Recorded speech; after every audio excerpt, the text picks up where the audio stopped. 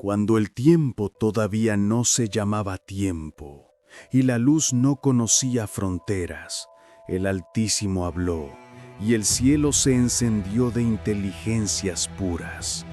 No había polvo ni sombra, solo la música incesante de las esferas celestes y el brillo de miriadas de espíritus que respiraban obediencia y gozo. Entre ellos había uno cuya belleza parecía reunir, como un espejo sin mancha, los destellos de la primera mañana. Portador de luz, aurora en sí mismo, al que muchos llamaban lucero, y que asimismo se llamaba suficiente. Sus alas guardaban el secreto de colores imposibles. Su inteligencia era rápida, su voluntad de acero hermoso, y su voz, cuando se unía el coro, hacía vibrar el pavimento de cristal, como si el cielo entero fuese un arpa. Al principio, el portador de luz no conocía la comparación, no porque no pudiera compararse con otros, sino porque no lo necesitaba. Todo lo suyo nacía del aliento que lo había pensado. Su resplandor venía de otro, y eso bastaba.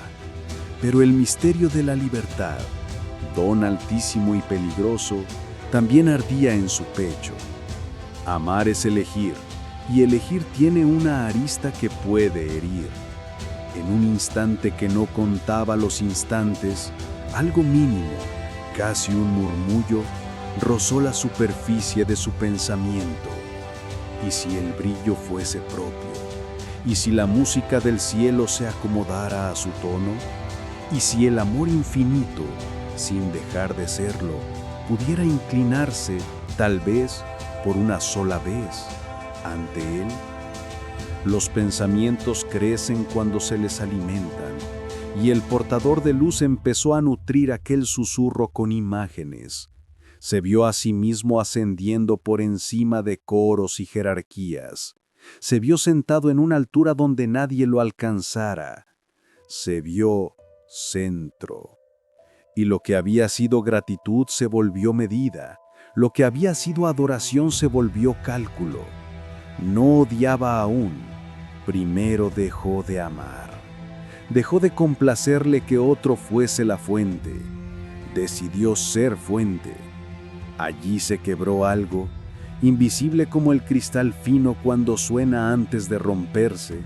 No fue un arrebato tosco, sino una arquitectura de orgullo, pulcra, razonada, casi elegante. Empezó a hablar con los suyos, no con violencia, sino con persuasión. ¿No sienten ustedes el peso de lo siempre igual? ¿No creen que el amor, para ser verdadero, deba reconocer el mérito? Somos fuego viviente. ¿Por qué no encender con nuestro propio aceite? ¿Por qué todo retorno tiene que ser al uno?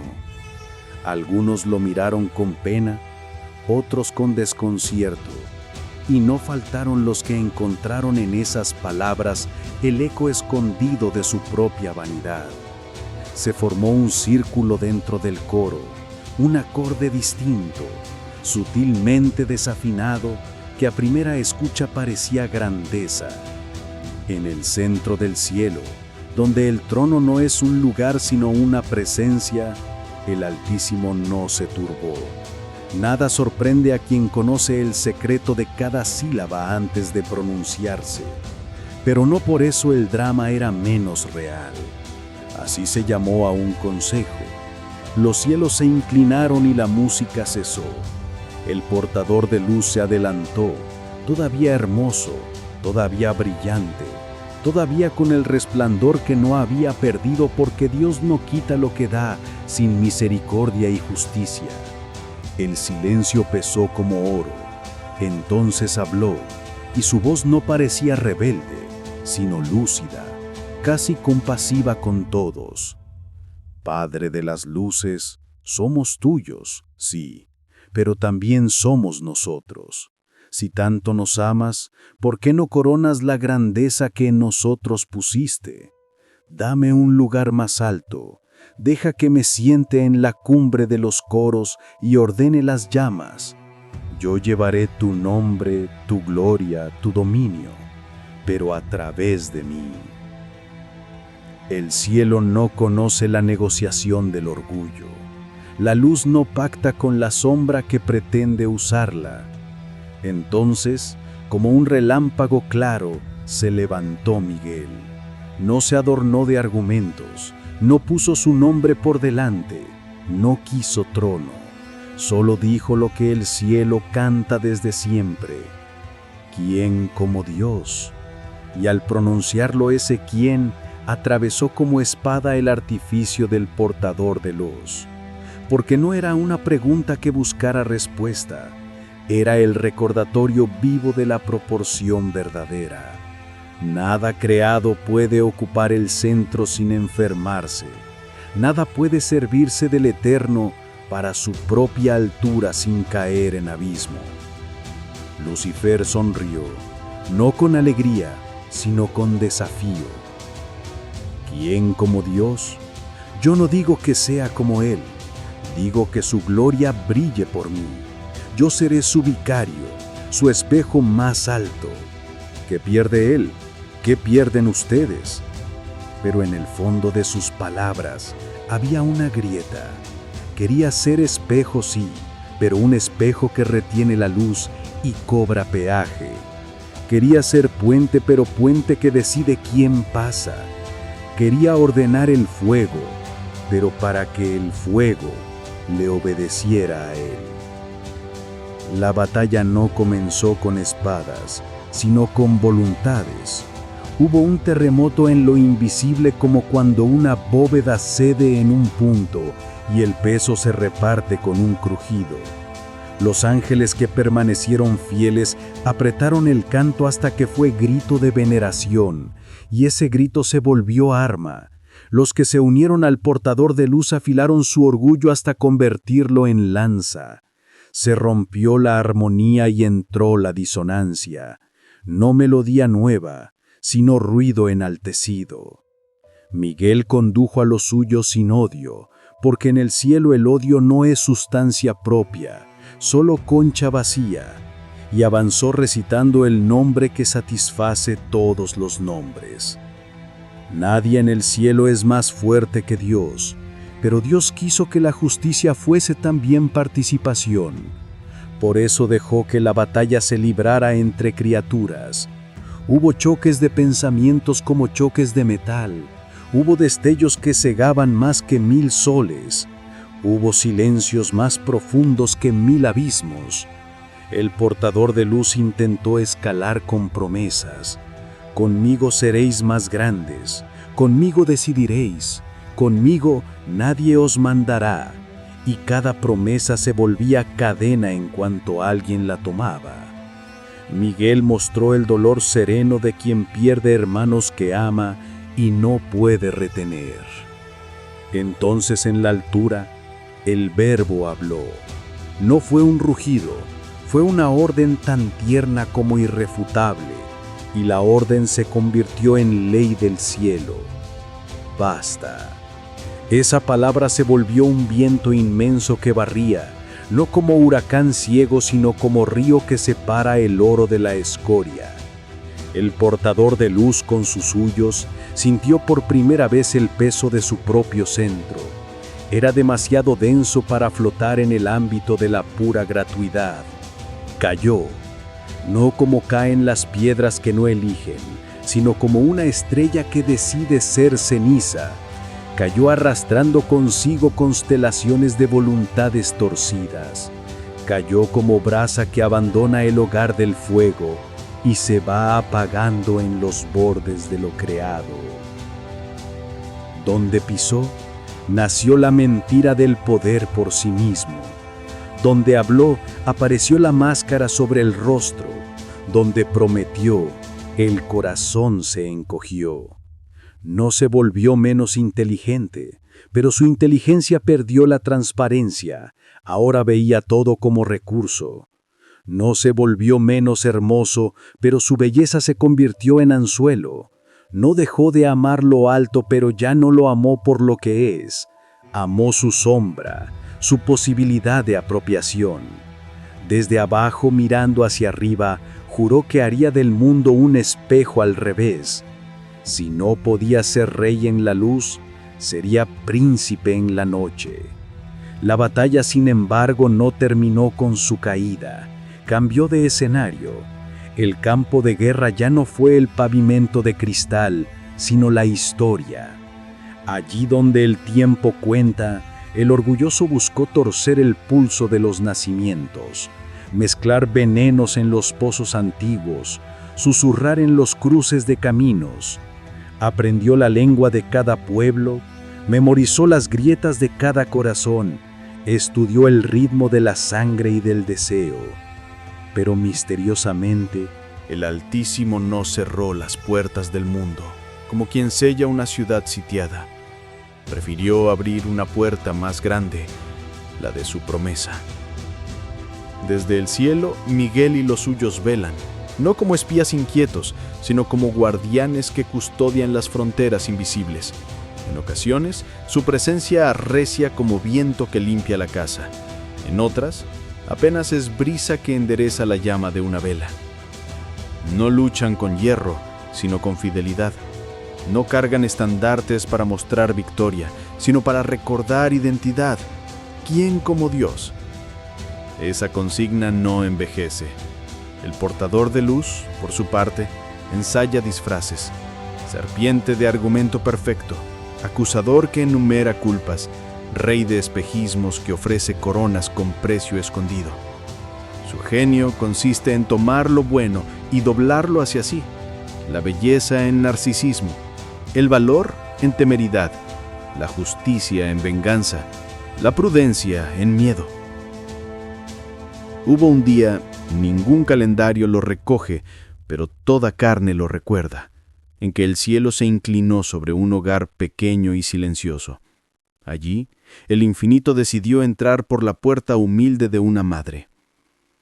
El que había dicho basta a los cielos, dijo ahora sí a nuestra historia. El verbo se hizo frágil, y haciéndose frágil dejó sin armas al soberbio, porque todo el plan del portador de luz dependía de un supuesto, que la grandeza necesitaba imponerse. Cuando vio a la grandeza envuelta en pañales, tembló de ira. Intentó morder los talones del niño, desatar sospechas, agitar cuchillos, y sin embargo, cada acto suyo, como un boomerang, colaboraba sin saberlo con el designio de una victoria que no hablaba el idioma del grito. La batalla del cielo se volvió entonces la batalla del corazón.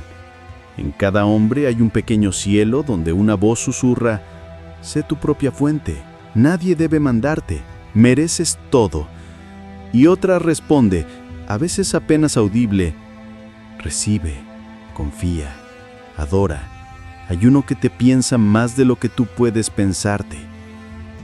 Cuando la segunda voz gana, el cielo vuelve a cantar. Cuando la primera triunfa, una telaraña de orgullo oscurece la mirada.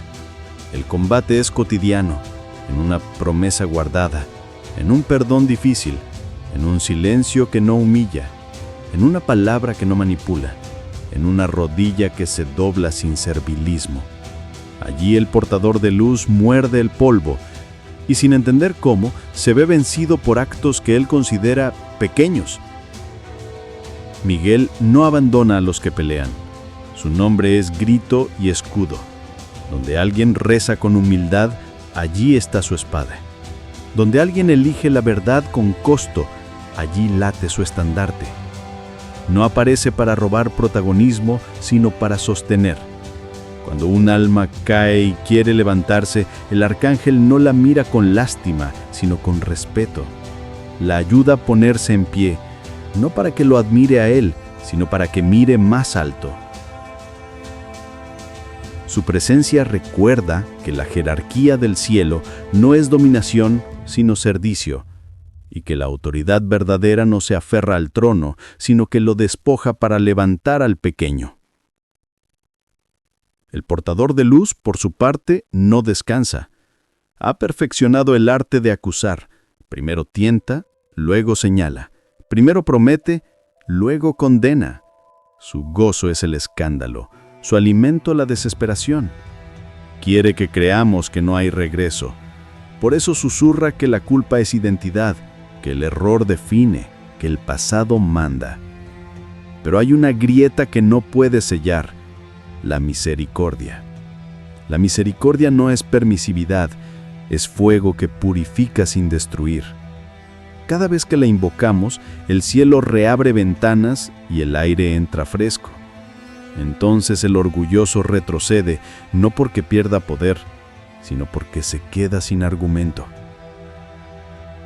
Se cuenta, y no porque alguien lo viera con ojos de carne, sino porque la sabiduría lo reconoce, que al final de los tiempos el combate recobrará su intensidad primera. El gran orgulloso, desesperado por su impotencia, mostrará sin máscara su rostro, no belleza, sino hambre, no claridades, sino sombras pegajosas. Reunirá una última vez a los que aman más su imagen que la verdad, y el cielo responderá con una claridad que no se discute. No habrá armas nuevas, solo el mismo nombre antiguo: ¿quién como Dios? Y esa pregunta, vuelta a canto absoluto, será la última palabra sobre todo intento de convertir el don en propiedad. Mientras tanto, el drama sigue, pero no sin promesa. Cada amanecer es un recordatorio de la primera luz que no necesita velas. Cada acto de fe, aunque tiemble, es un hilo que ata la tierra al cielo. Cada gesto de adoración desarma un ejército de sospechas.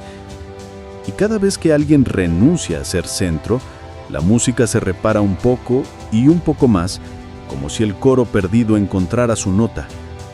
No estamos solos en este aprendizaje. Los que cayeron con Miguel se inclinan sobre nuestras batallas y a su modo nos enseñan la humilde ciencia del orden. No nos miran como niños torpes, sino como hermanos menores en un camino antiguo.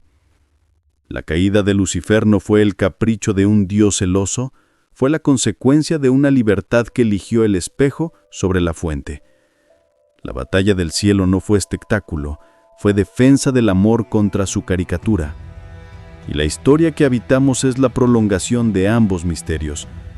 Nuestro orgullo todavía sueña con tronos, nuestra esperanza todavía aprende a arrodillarse, pero cada vez que pronunciamos, con la boca o con el gesto, la consigna de Miguel, no para humillar, sino para recordar, un destello corre por el borde del mundo y por un instante precioso vuelve a escucharse la armonía que dio origen a todo. Así, entre la memoria de una luz primera y la promesa de una luz sin ocaso, caminamos. Hay heridas que nos recuerdan nuestras caídas, hay cantos que nos recuerdan la altura a la que pertenecemos.